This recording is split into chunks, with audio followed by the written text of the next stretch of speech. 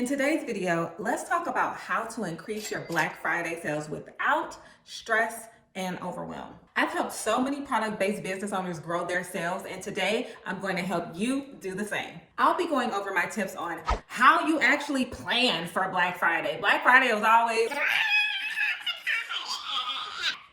none of that. We're gonna plan without all of that. Also, the types of data that you need to review before planning your Black Friday strategy. And I'm gonna share with you my number one ninja trick that guarantees your loyal customers will be kicking down your virtual doors. Now, regardless of if you are a new retail CEO or an existing one that's been in business for years, I want you to stay tuned until the end of this video because I am sure that there are gonna be some nuggets that you're gonna find helpful. Did you know that 30% of all retail sales happen between Black Friday and Christmas? That is why it's so important to plan for these seasons to make up for all of those dreaded J months. You know, January, June, and July. So roll up your sleeves because we're getting ready for the busiest and biggest season of our businesses, which is so exciting. So let's get started. Now, when it comes to planning for the busiest sales time of the year, you have to actually start with a plan. And so that is part one. We are going to talk about actually planning for Black Friday and what you need to do. The first thing you want to do is analyze the previous year data, right? So what happened last Black Friday that you may want to implement again into this year's strategy, or you might want to be like, that didn't really work. But in order to do that, you have to dig into what happened last year. So you want to think about what worked, what didn't work. What types of marketing channels did you actually promote on? How much did you promote? How often did you promote? How soon in advance did you promote your Black Friday sales? Did you run different types of promotions? Did you have upsells and downsells? And I know you're probably thinking, well, what if I hadn't launched yet? Or I launched in the middle of the year, so I don't have any Black Friday benchmarks to compare it to. So what you're going to want to do is think about how business has been either in the last 6 months, if you launched in the last 3 months, and think about how business has been trending within those past 3 months or 6 months, but use that as your benchmark. Whatever data you can gather from what's been going on since you've launched, you're going to want to use that. The next thing you're going to want to plan for is your actual sales goal. What is that number? How much profit do you want to make this Black Friday? Or do you just simply want to break even? What are your costs? How much cost are you going to incur? So you want to think about what that actual sales goal is from a sales number as well as a profit number. The third thing you want to think about is how many orders do you actually need? The formula you're going to want to use is the sales goal, so the number you came up with in step 2, divided by your average order value. Now you might be wondering, well, what is an average order value? Average order value, or AOV, is the average dollar amount spent each time a customer places an order on your website. Simple as that. Now, if you are on Shopify, which I suggest that you are, then this is right in your analytics. There's an average order value section right there in your analytics. Okay, so now let's put those together. So let's say your sales goal for Black Friday, Cyber Monday is $10,000. And let's say your average order value is $50. That means you're going to need to have 200 orders in order to reach your goal. Now you might be like, oh my God, whoa, 200 orders, that is a lot. How am I going to get 200 orders? Well, that is where the next step comes in, step 4, which is how much traffic do you need to get to your website? How much traffic do you need from visitors to come onto your website in order to get that 200 order number? Now, in order to get 200 orders, then you are going to want to take that number, 200, divided by your conversion rate. So again, your conversion rate is also found in your Shopify analytics. But for purposes of this exercise, we're going to go with the average conversion rate for e-commerce, which is between 2 to 3%. So we're just going to stick with 2%. So 200 orders divided by a 2% conversion rate is 10,000 visitors. That is how many visitors you need to reach your website in order to hit that goal of 10,000. So now you're probably like, how the hell am I going to get 10,000 people to my website? So this is where you want to start to think about how many eyes are seeing your content. the reach of your emails, social media posts, text. All of that matters, and that is how you get those eyes on your business, which leads us to the next step, which is how many people do you need to see your content? So in order to achieve 10,000 visitors coming to your website, then you're going to take that 10,000 and divide that by the conversion rate of 2%. That is going to give you 500,000 eyes that need to be on your content. Now, don't freak out. Don't freak out. Don't freak out. This is really where you want to start driving your social media posts and looking at your social media data, looking to see what your reach is, how many people are actually engaging and looking at your posts, building your email and your text list, potentially running ads. Ads are probably going to be the fastest way to get those eyes onto your content, onto your business, onto your website.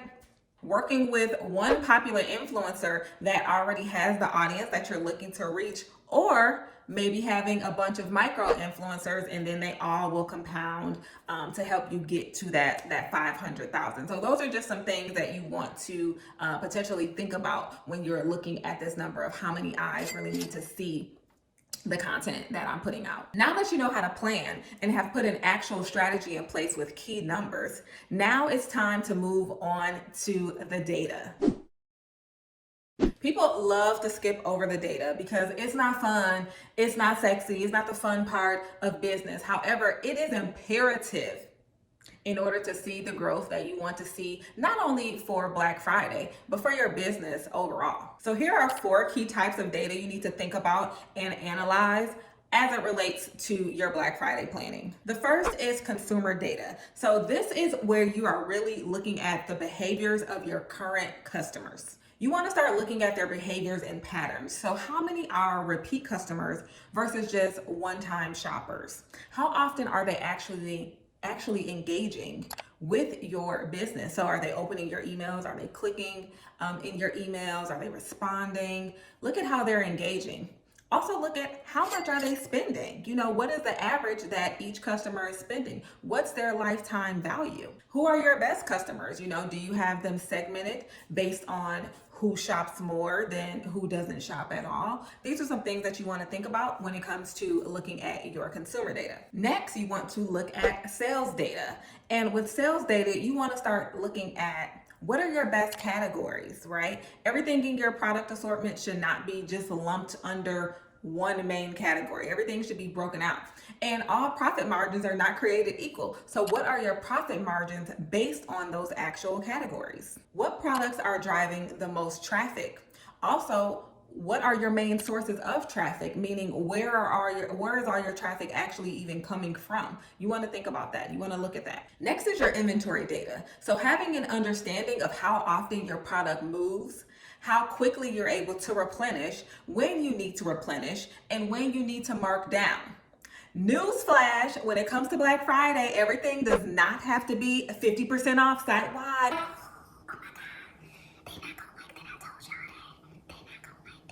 And the last thing you want to think about is your social media data. So we are inundated in this social media world, okay? There's TikTok, there's LinkedIn, there's Facebook, there's Pinterest, there's Instagram. Oh my God. But you want to think about your target audience because they are the only ones that matter here. Where are they hanging out online? What platforms will they be on that will potentially bring you the bigger ROI? Going back to step 1, when you're thinking about that number that you need to reach, of those eyes that need to see your content, what platform is going to maximize that the most for you? At this point in the video, you might be like, WTF? How am I about to plan my sales? I don't know how to grow my business. Like, she gave all these formulas, don't worry. I have an entire mini course, my Black Friday prep bundle, that you'll be able to purchase by simply clicking the link in my description box below. But now I'm going to give you my ninja trick. My ninja warrior. It's not really a ninja, but it's okay. No, but seriously, this last tip is what I have used for many Black Fridays, because as I've told you guys before, I'm a product-based business owner too. So I'm not just pulling this out of the air. I've used this strategy for many, many years, and I teach my clients to do it as well, and it never fails. And that is having a VIP wait list. Y'all, game changer. When it comes to having a VIP wait list, you're setting your Black Friday sales up for major success. And that's because you're giving people not only the opportunity to get exclusive access and first access to whatever it is that you're offering, but the chances of them like actually buying, it's pretty great, right? Because they are opting in to whatever it is that you have. So they really want to know what those deals are going to be, right? And they're probably really going to buy. We all know, and if you don't know, now you know, everyone on your email and text list is not going to purchase from you. So having this group of exclusive potential customers that are ideally probably going to buy whatever it is that you're selling is really setting you up for Black Friday success. I've had clients that have sold out before Black Friday even hit simply because they sold to their VIP wait list first. And you can really build this VIP list in 2 simple steps. One is by creating the actual list and placing the link to that list somewhere on your website, preferably on your homepage banner saying that Black Friday is coming, opt into the VIP list, and then they can just go directly to sign up from there. The second is inviting your current list to be a part of this new and exclusive VIP experience. Now you have people that are ready to buy from you first as soon as you drop those deals. You've created exclusivity and FOMO. Now you've gotten the rundown of how I plan my Black Friday and how I teach my clients how to do the same. Every year, they absolutely crush their sales goal. I mean, it's insane. And it's all because they actually planned for it. This is not the time to wing it. This is not the time of where you just throw together a flash sale the day before because you didn't realize that Black Friday was coming and now you're like, Oh, it's Black Friday, 50% off, yay. No. We're not doing that. They've crushed their sales goals because they actually planned for it. They had the tools and systems and everything that I've shared with you here in place to know what they need to do in order to hit the goal that they've set. Now, if you're a product-based business owner and you want more in-depth training on how to crush your Black Friday and your Q4 sales, you want to know what types of promotions you can offer and how to price them for profitability. You want to know the apps that I use, the emails that I send to the VIP list. I have a Black Friday prep bundle that teaches you how to do exactly that. If you want access to this bundle, then check out the link in my description box below. Thank you so much for watching this video and good luck on your Black Friday sales planning.